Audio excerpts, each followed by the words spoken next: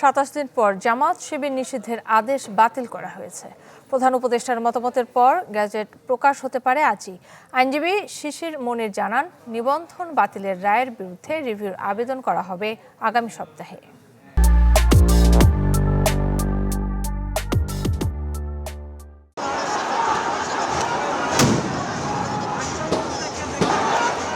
ছাত্র আন্দোলনে যখন একের পর এক গুলি চালানো হয়, আগুন দেয়া হয় বিভিন্ন সরকারি স্থাপনায়, তেমনই এক ভীতিকর পরিস্থিতিতে 1 আগস্ট ফের জামাতকে নিষিদ্ধ করে সরকার।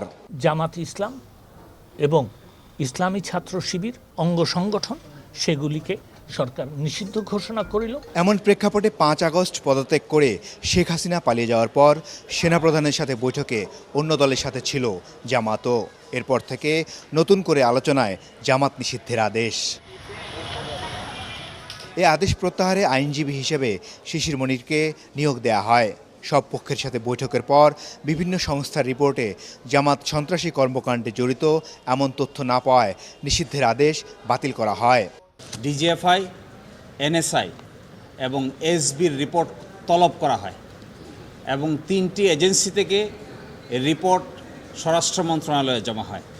এই 3টে এজেন্সি জামাত শিবির সন্ত্রাসী কর্মকাণ্ডের সঙ্গে জড়িত মর্মে যে অভিযোগ করা হয়েছিল, এই মর্মে তদন্ত সাপেক্ষে কোনো সত্যতা খুঁজে পায়নি। অতীতে যে প্রজ্ঞাপনটি জারি করা হয়েছিল, এই প্রজ্ঞাপনটিকে বাতিল ঘোষণা করা হয়। এদিকে জামাতের নিবন্ধন বাতিল করে আপিল বিভাগ যে রায় দিয়েছিল, তার বিরুদ্ধে আগামী সপ্তাহে রিভিউ করা হবে বলে জানান দলটির আইনজীবী।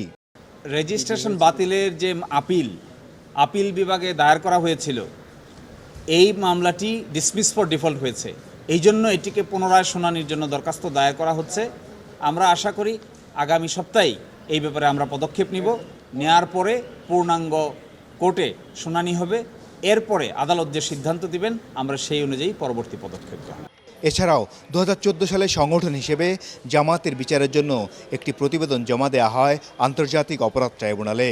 শেখ হাসিনার নির্দেশে সেই বিচার নিয়ে আর আগায়নি সরকার।